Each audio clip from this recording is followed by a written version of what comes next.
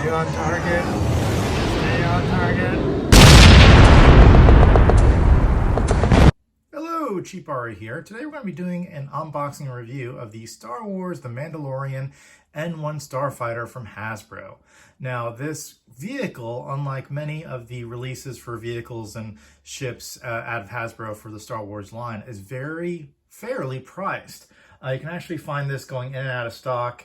A number of websites. It has sold out last time I checked on Amazon, but in terms of Entertainment Earth, typically this retails for about $131.99 on their website, and there's plenty of discounts offered. I purchased this for less than $120 fully shipped because they give out like 10-20% coupons and also free shipping.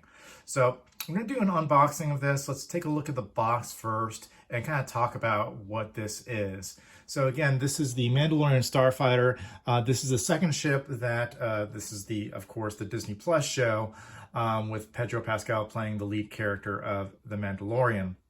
Now, in terms of this vehicle, this is the second ship that he's piloted, with the Razor Crest being the first. Unfortunately, that ship was blown away in the second season, and then he got this Jedi Starfighter, kind of like bits and pieces and parts, and put it together himself with a friend of his on Tatooine.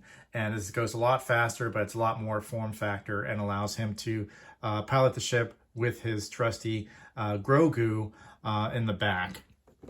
So let's take a look at the box. It comes in that more vintage style box that you see from the vintage line and the retro collection, giving that little logo of Kenner. Gives you a display of everything it comes with, which is the Mandalorian figure.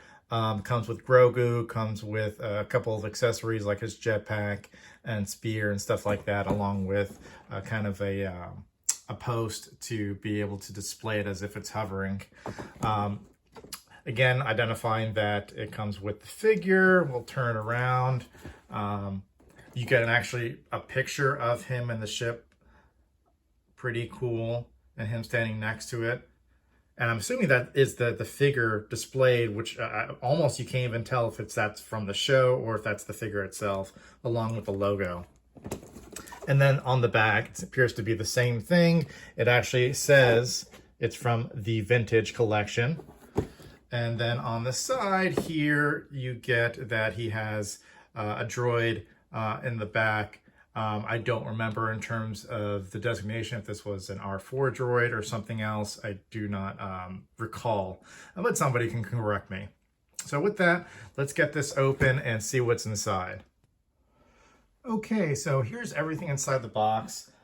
In terms of how it's packaged, a lot of these pieces are either like kind of nestled into the cardboard, or they come in these little baggies, pretty nicely fit. As you can see there's a bunch of pieces to put together, but it looks like it can be done in about 5 minutes or less.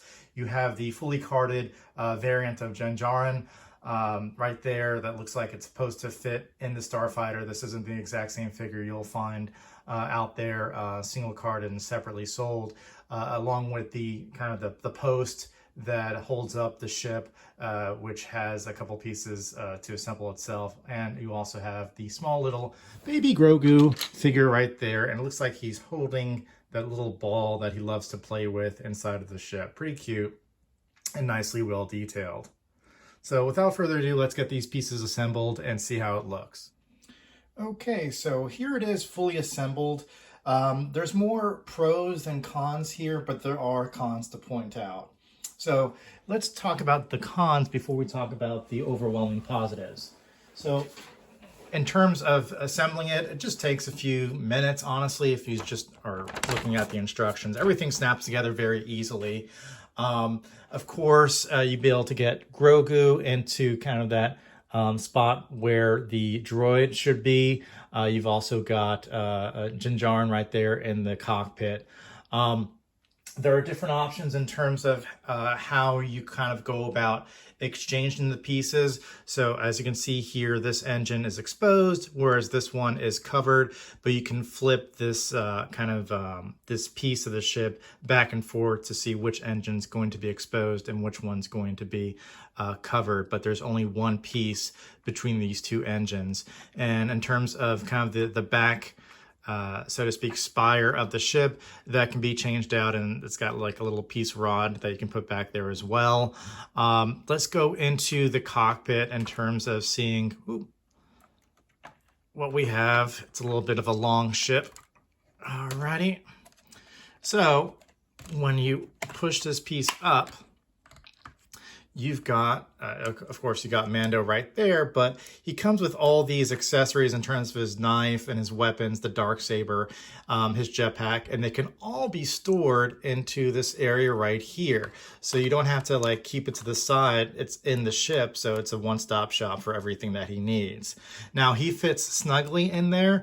I don't know, because I actually wanted to put my my retro collection Mandalorian in here, but I think because of the fit, I don't know how great it'll be able to fit into the cockpit. It's very snug. You have to kind of push him in pretty deep for him to go in there, but he fits very, very snugly. There's not going to be any type of loose space. When you push it down, of course, you've got, it should snap in place pretty quickly. And then you've got baby Grogu, who is on a little peg there. And then you've got the globe that you put on top. Now you can switch out Grogu with the droid unit, but in terms of the negative is that the droid piece is sold separately. So this time you're only going to get Grogu in this initial purchase. So in terms of cons, that would be one of them in terms of the droid being sold separately. Of course, once you get the droid, this piece connects with the top of the droid so that Grogu comes out and you just replace it with this piece along with the droid top. Otherwise, besides Mando fitting kind of snugly in there, not much in terms of anything negative, guys. The ship looks great. It's priced adequately. It's priced fair. Very rarely you're going to get ships, vehicles for Star Wars nowadays from Hasbro that are going to be priced in this range.